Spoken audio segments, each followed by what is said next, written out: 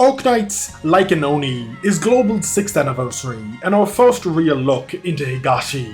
No, operator records don't count for Agenda, and neither does the Monster Hunter event, although maybe that franchise can learn optimization from whatever black magic Hippogriff used to get Enfield to run on my phone. With that said, Atto takes us to the land of not Japan, and tells us a tale of belonging and betrayal. If you've ever played a Yakuza game, you'll probably see some similarities between this event's story and its stories. Although, for the record, if Kiryu was in Mitsuke, he would have simply solved things effortlessly. How? He would simply intervene. Bakamitai guy aside, Hoshiguma the Breacher is going to lead us through her homecoming, and make sure that this time, she leaves no regrets behind. We will start, as we always do, with the lore, the most important thing in all of Arknights. Although I am going to keep it 1000 with you, you can skip to the story section of this video. It's pretty straightforward lore, and as we have never covered it before, we shall be starting with the very basics of Higashi. If you know nothing of Higashi, it is Arknights' version of Japan. Primarily made up of Oni and Aijir, although many of the other races exist within the borders of Higashi, specifically Fidia and Volpo. Traditionally, the country was run by an imperial court with an emperor as the head of state. While not perfect, it maintained peace. That was until the northern clans overthrew them and formed a shogunate. This would cause much of Higashi's history to be one of war with itself. Separated into the northern and southern court, Higashi battled against itself, only briefly reuniting to protect itself from outside threats like Yan and Ursus. So, at least they hate everyone else slightly more than they hate each other. The northern and southern courts were both made up of 4 great clans, and between these 8 clans, Higashi was carved up. It was only in 1072 that the country would begin its modern reformation. Ursus launched their largest invasion yet, and it was only with the combined might of the 8 clans that they were halted. Following this, the South underwent a technological revolution, becoming the home of Originium-based electronics and the merchant body of Higashi. In 1080, the South even reformed its government to a cabinet system of elected officials known as diets. The North was where the bulk of the last round of invasions happened, and so they militarized further, and continued to maintain their traditional conservative values and still follow the old shogun-based government. Currently, they reject the new government structure of the South, although as time passes, it becomes more and more likely that a unified government is inevitable. Despite that, tensions remain high, with both the North and the South wary of each other and another civil war. With the general history of Higashi mentioned, we should probably introduce the city we will be spending Atto in. Mitsuke, the capital of the Southern Court. Its full name is Southern Palace de facto capital, Mitsuke Grand Shrine, so you can imagine that it is not a very militant city. It is home to many temples, including one with a particular centerpiece, a 9-tailed fox. Following the invasion of Ursus, the city would rebuild itself by exporting Originium electronic products. As such, it would be the focal point of the government reformation, becoming a city filled with skyscrapers and neon lights. Its wealth is clear for all to see. It has become the hub of Higashi culture that most of Tehran knows the country for. The example in this case is idols. I should not have to explain why that will be relevant in this event. Of course, like with idol culture, the underbelly of the city is not quite so beautiful. The Yakuza have a massive influence on Higashi's cities in general, and it's no different here, despite the diets supposedly cracking down on them. During the supposed peace following the invasion of Higashi, the Yakuza would still be fighting for control of the cities in the underworld. It was only with the changing of the times that the Yakuza clans would transform themselves into public-facing organizations, controlling Originium products production or managing idols, even operating TV networks to cover up their illicit activities. Mitsuke is known for their kaidan or ghost stories, supernatural events that are often attributed to urban legends like the Ao Oni or the Mani Kami of Higashi. Kami in this case are beast lords, or at least one of them is. The others might be, but we get no confirmation. However, the truth of these kaidan is often less than supernatural, although you'll have to wait to get an answer on that one, during the story section. One last thing to cover quickly before we get into the story is the Oni. The Oni are the descendants of the Tikas that call Higashi their home. They and the Anasa are both descendants of the ancient Sorka's king, Kwailan. Following the death of Kwailan, they remained in the east, and over the millennia they diverged from what would become the Sorkas. Traditionally, the Oni would follow a warrior culture, becoming well known for falling into blood rages where they would slaughter friend and foe until they either burned themselves out or are killed. Although this would cause them to be highly valued in Higashi as soldiers. Also, as they were vastly different from their Sorka's cousins, they often integrated into Terran society without much discrimination. I'm sure it still happened, but it's not often commented on, and there seems to be a distinct lack of genocide attempts carried out against them. In the summer of 1099, Hoshiguma received a letter from an old friend, Tessai, the head of the Kinseki Kai Yakuza family and a man who looked after Hoshiguma following her father's death. It has been 20 years since she was last in Mitsuke, having entered self-imposed exile since the death of a diet candidate. This diet candidate had been opposed to the Kinseki Kai and was planning on legislating to destroy the group. This would result in the Kinseki Kai, led by one of their prominent members, Kinbei, taking action to stop him from being appointed. Hoshiguma tried to prevent this, but would lose herself in her rage and ended up slaughtering all in her path, friend and foe. She's unsure if it was her who actually killed the diet candidate, but to protect the Kinseki Kai, she took all the blame onto herself and fled Higashi, inevitably ending up in Lungmen as the detective we know and love today. And no, the irony of the Yakuza member becoming a cop is not lost on her. Hoshiguma isn't sure if she should return and ends up meeting with Fumizuki, the wife of Wei, and another native of Higashi. Fumizuki tells her that it is worth going back to seek closure from Tessai and that Longmen will stand behind her no matter what happens. And so Hoshiguma returns to her homeland. As you can imagine, a murderer returning to her hometown immediately sets the local police on edge and they begin hunting her down. Hoshiguma, as an officer of the law and former Yakuza, evades them with practiced ease and attempts to lose them within a concert venue. Here we meet the deuteragonist of Atto, Momoka. The idol is on stage marketing her next movie, like a Yakuza, but of a vicious Oni, completely unaware of the wanted criminal working her way through the crowd. Hoshiguma gets wrapped up in a superfan's delusion, who calls her shield Hanya an offering to their Oshi. Up on stage, Momika cites the legend of the Ao Oni of Kajimachi as an inspiration for the role. The Ao Oni is a local kaidan of a vicious Oni who slaughters all who enter their home. Unbeknownst to Momika, the inspiration for that legend is in the crowd. A local of Kajimachi and superfan of Momika, Kichise is in the audience and is invited on stage by her Oshi. Kichise had been an extra in her new movie and Momika recalls her eating 6 bento boxes in one sitting, including her own.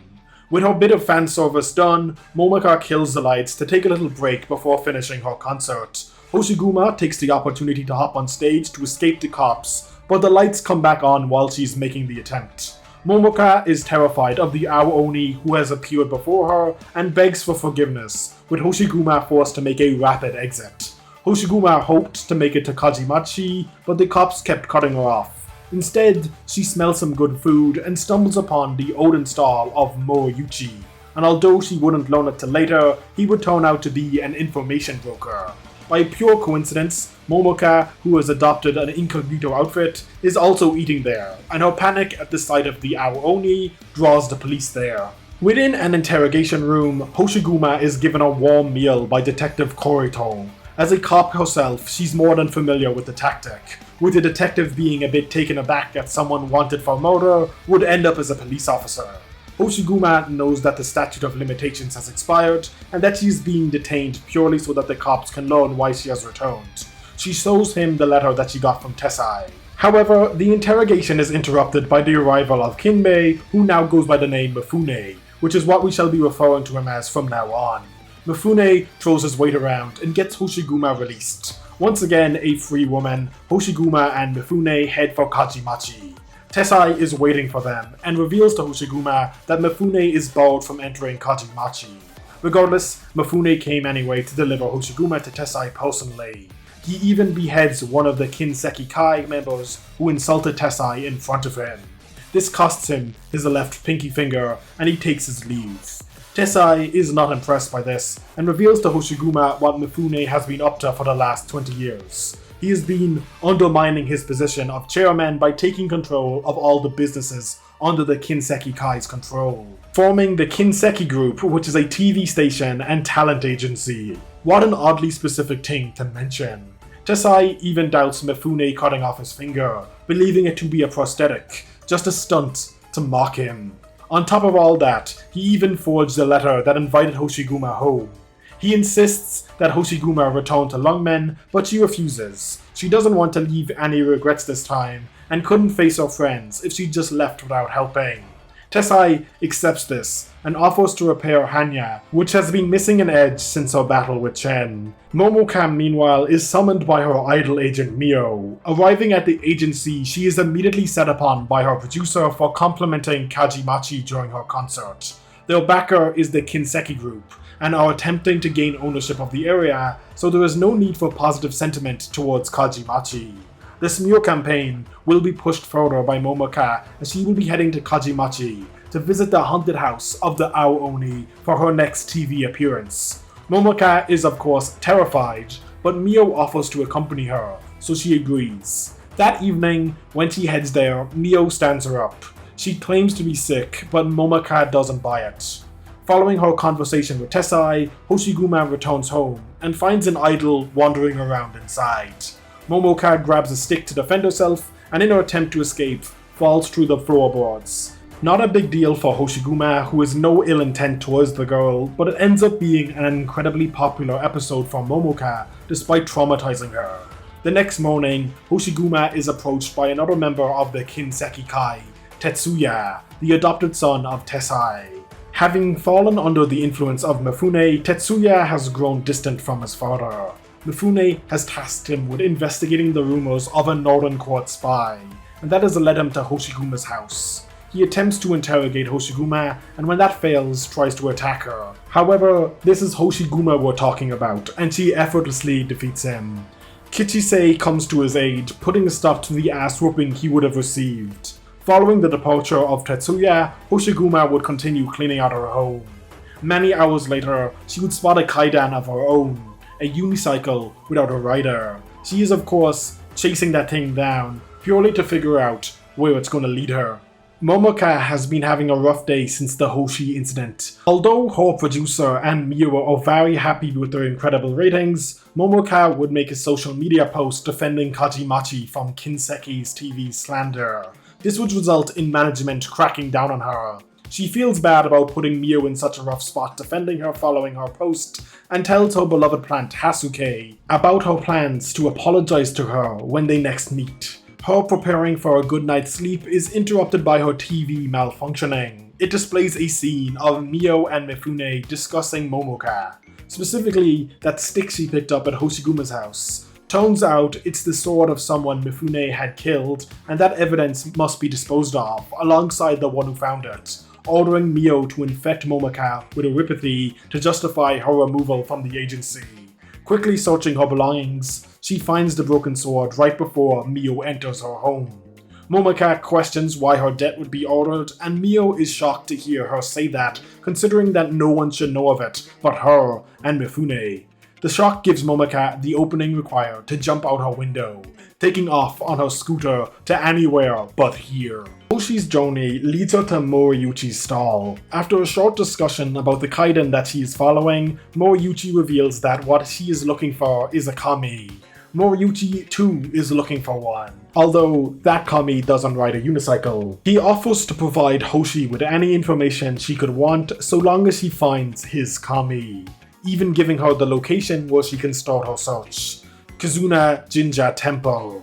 Momoka's scooter breaks down just outside of Moriyuchi's stall, and with Hoshi's help, they get the scooter working again.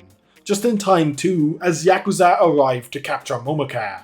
With some extra help from Hoshi, Momoka manages to escape and the duo head for the temple. Mio arrives shortly after Momoka's escape, now armed, and threatens Moriyuchi for information on where she is gone, although he doesn't have an answer. Mifune had assumed that Momaka might escape, and so makes a rare TV appearance to announce that Momaka has been kidnapped by Hoshiguma, and he is offering a reward for anyone who can ensure her safe return. Arriving at the temple, the two would meet with an unexpected man, a nine-tailed fox, hoping that an Italian fox would be coming to visit. Unfortunately, it is an oni and fish. Introducing Suzudad, the head priest of the temple. Hoshiguma asks him to help find Moriyuchi's kami, although there is nothing that he can do to force that interaction. By what seems like a stroke of luck, the unicycle appears in the shrine. Hoshiguma and Momoka manage to capture the kami. Kichise arrives at the temple shortly after this, bringing news of what's happening outside the shrine. Mifune reprimanded his subordinates for failing to catch Momoka and dispatches his more elite ninja to capture her at the temple. Tetsuya is dispatched to specifically investigate Hoshiguma's house, and Mio asks Mifune why he bothered getting Hoshiguma to return to Higashi. It's cause of Hanya. In the eyes of the Kinseki Kai, it is a symbol of the heir apparent. Mio is even kept on side by Mifune, promising to keep Momoka alive after she's captured. With his goons surrounding the shrine, Hoshi realizes that they can't stay here anymore. Having convinced the kami to join them when they return to Moriyuchi, they make an exit through a secret path. Suzudad uses his foxfire to give them their opening. Returning to Moriyuchi with the kami, the group piece together the truth of the kaidan thanks to that kami. Realizing that the sword Momoka has been carrying could bury Mifune, they finally understand why Mifune is so desperate to get his hands on it. The group comes under attack by Mifune's ninja, and despite her best efforts, Moriyuchi is captured by them, with Hoshiguma barely getting away with Momoka. Returning to Momoka's house, they discover the place ransacked. Even poor Hasuke has been cut. Momoka is broken by this and reveals the truth of her past to Hoshiguma. She was born in a poor part of the south where clean food and water were a luxury. Her father died when she was young, and her mother sent her to Mitsuke to hopefully live a better life. And she did. But the agency couldn't let the people know that their rising star was born poor, so they prevented her from attending her own mother's funeral, resulting in all her remaining family cutting contact with her. They even took her name off of her. Harukashino is no more. Only Momoka Hanyu remains. Knowing her home isn't safe, Hoshiguma takes her to Kajimachi. Recognizing the danger the girl is in, Tessai agrees to take her in. Tetsuya arrives in Kajimachi around the same time and meets with Kichise. He bandages her wounds while she informs him of Mifune's attack on the area. Tetsuya isn't ready to accept that yet and leaves to investigate Hoshiguma's home. Hoshiguma meanwhile entrusts Hanya to Tessai for repairs and leaves to rescue Moriyuchi from Mifune, being given her old clothes and sword by Tessai on her way out. Mio is ready to head to Kajimachi to retrieve Momoka, but Mifune leaves her in charge of welcoming Hoshiguma at his office and threatens Moriyuchi to call Hoshiguma out, not yet aware that she is on her way already. Hoshiguma tries to have a heart-to-heart with Mifune, but Mio intercepts her. Mifune takes the opportunity to head to Kajimachi himself. Tetsuya discovers Northern Court weapons underneath Hoshiguma's house before having his picture taken by one of Mifune's ninja. Having framed him as the spy, he is escorted away into a private room where he can witness Mifune's revenge. With Tessai hard at work on Hanya, Momoka and Kichise all chilling in his home. Mifune barges in and demands that Tessai cedes his position to him. Tessai refuses, so Mifune reveals that Tetsuya has been framed as a spy. Unwilling to sacrifice the life of his son, Tessai surrenders, with Mifune sparing the lives of the girls out of respect for his decision, although both are still taken into custody by him. With Tetsuya forced to watch through a secret recording of the area, Mifune humiliates Tessai by forcing him into signing everything away to him. Revealing that his noble sacrifice was seen by his son, Tessai attempts to kill Mifune but is struck down, with Tetsuya, who both loved and hated his father, forced to watch helplessly as he dies. Mio, who was instructed to kill Tetsuya, takes pity on the boy and allows him to escape. Hoshiguma returns to Kajimachi only minutes before Tessai passes away. With Mifune having taken the deed and Hanya away, Tessai once again asks her to return to Lungmen. She once again refuses, knowing that Chen, Swire, and Lin would never be able to accept her again if she abandoned her home without resolving things. Even before Tessai's life slips away, Mifune has crews tearing Kajimachi apart, with Hoshi telling him that the fireworks have started. With the police arriving on the scene to arrest Hoshiguma for the murder of Tessai, she realizes that a Diet must be backing Mifune. Breaking past both Yakuza and police, she ends up running into Detective Korito again. Korito reveals to her that he is the nephew of the Diet candidate she killed, and despite not forgiving her, refuses to allow the Yakuza to undermine justice anymore. With Momaka appearing on a TV close by, the unlikely duo learn that she and Kichise are being held captive by Mifune. With Korito promising to do his best to keep the police out of her way, Hoshiguma prepares to rescue Momaka. Momaka, however, is rescued from her captivity by Sarasa, a cyber Ronin ninja. She was the one who leaked Mifune's planned assassination to her, as well as set up Momaka's message to Hoshiguma. Sarasa wants Momaka to flee the city, but she refuses. She needs Sarasa to connect her to all of Mitsuke so that she can reveal Mifune's plans. Moriyuchi, meanwhile, having escaped in the chaos Hoshi caused, runs into the Kami again, who tells him to go to the rooftop where he met his Kami before. Atop the rooftop, the Kami of Happy Returns tells him the reason he abandoned him was because he had lost his happiness. He promises him that should he replace Mifune following his fall, that happiness would return to him. Moriyuchi thanks him for telling him that he was on the wrong path, only now realizing what he was lacking. Friends. Companionship. So he leaves the Kami behind. He will help Hoshiguma and Momaka regardless of whether it makes him happy or rich. Our unicycling Kami appears before him again, revealing that the very Kami of companionship had sent him. That Kami is a matchmaker, having already set up 2 foxes. He now ensures that Moriyuchi is no longer alone, joining up with Hoshiguma just in time to receive Sarasa's message about Momaka's plan. Mifune and Mio prepare for his ascension ceremony, and when questioned, Mio reveals that she let Tetsuya go. As punishment, she will have to deal with Hoshiguma. As the fireworks start, he is confident in his victory. Sarasa has other plans, however, broadcasting a message across Kinseki TV that the Northern Court has invaded the city. This is quickly cleared up by a retraction, but the Diet backing Mifune summons him for letting such a mistake happen. With Mifune out of the picture for the time being, Sarasa, Momaka, and Kichise infiltrate the ceremony venue. Mifune had prepared to make his ascension a televised event, and that's going to be his downfall. Hoshiguma, meanwhile, approaches the venue directly to draw the attention of the Yakuza. With the trio inside the venue, they are confronted by Mio, who ignores Mifune's orders to fight Hoshiguma so that she can deal with the trio. She is really selling Mifune here as she fails to finish them off before Hoshiguma arrives. Mio's three-sword style is tough to deal with, but she can hold her own no problem. Mio believes that the Kinseki Kai should be a place where the dregs of society can survive, and as Tessai could not provide that, she sided with Mifune. Before their duel comes to an end, Moriyuchi arrives with Hanya, having used Mifune's absence to retrieve the shield. He tosses it to Hoshiguma. Reunited with her trusty shield, the Oni prepares to end this duel.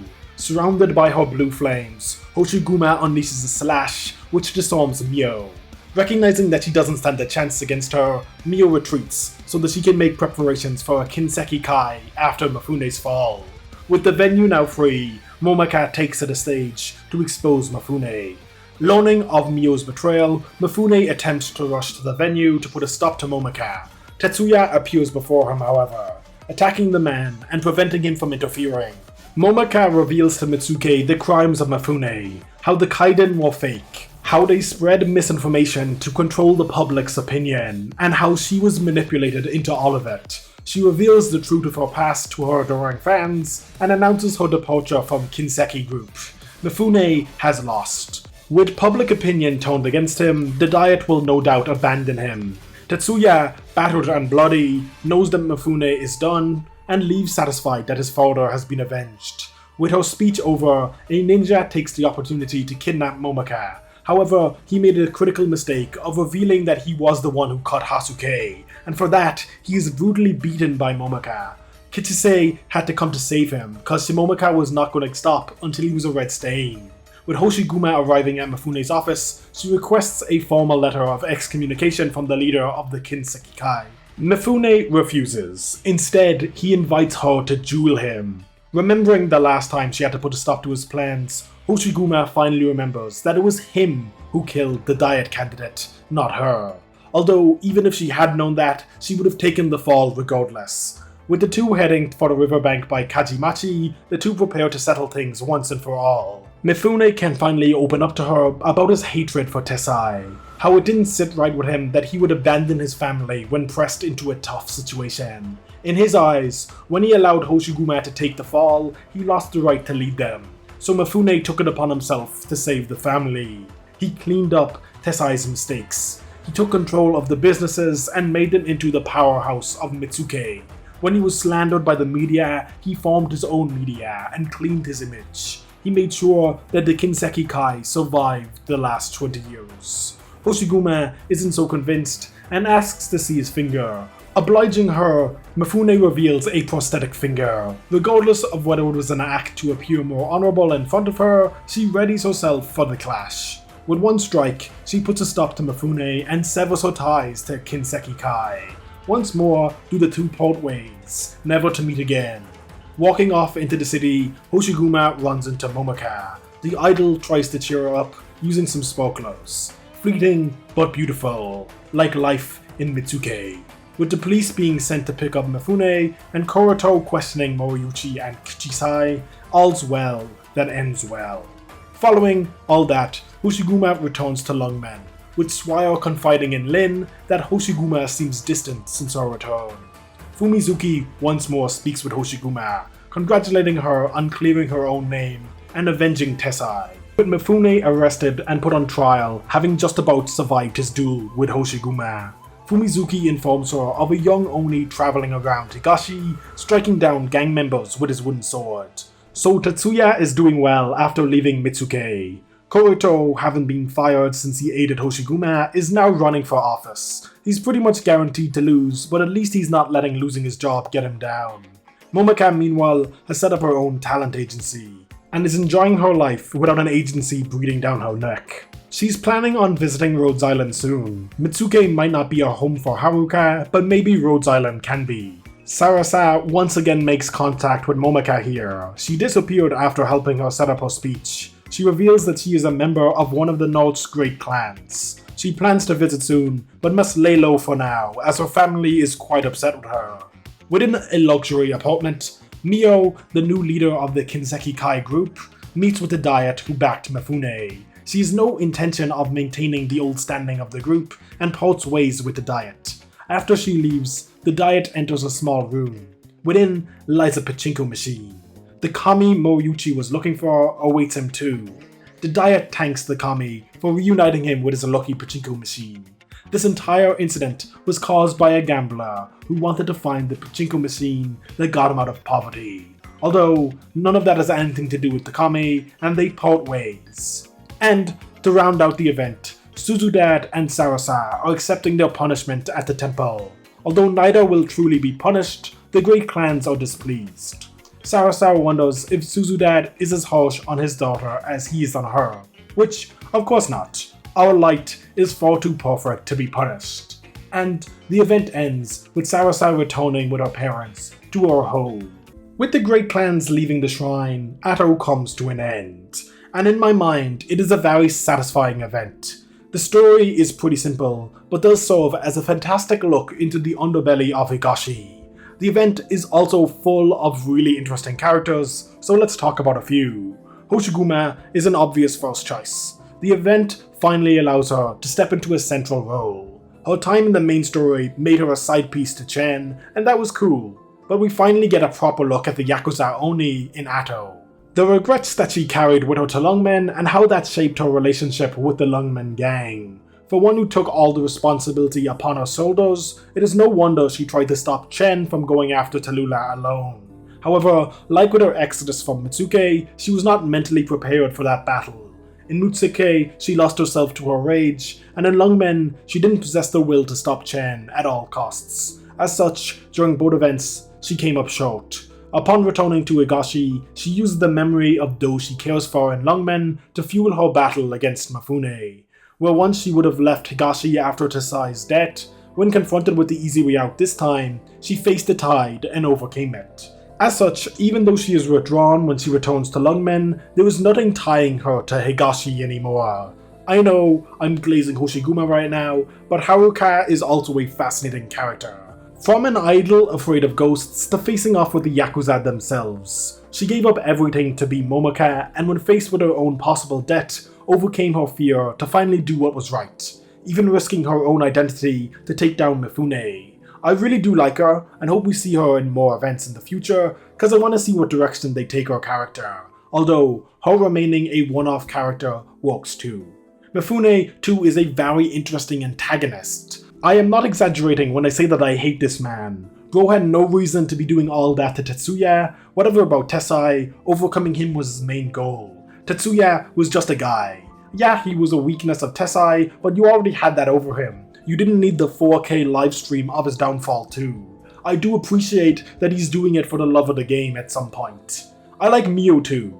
Based on the fan art of this event, she and another NPC might be the two breakout characters in this event. She walks alongside Mifune despite being nowhere near as callous as him, repeatedly walking against him throughout the event in her own little way, from allowing Momoka and Tetsuya to escape her, to ignoring his orders and essentially protecting Momoka, Sarasa, and Kichise from the other Yakuza when she should have been taking on Hoshiguma.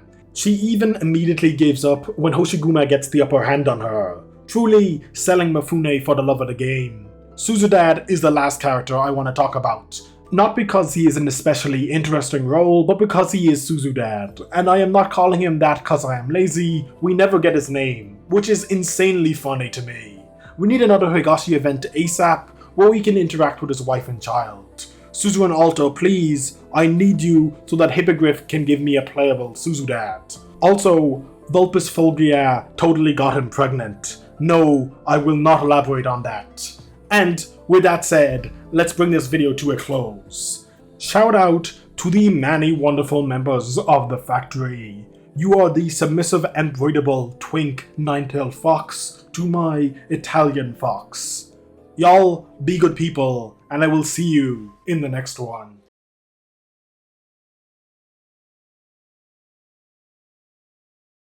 No, but seriously, during the event, when they go to the shrine, Suzudad's first words are, "Please tell me it is two Vulpos out there." My boy just wants to see his wife and child at all times.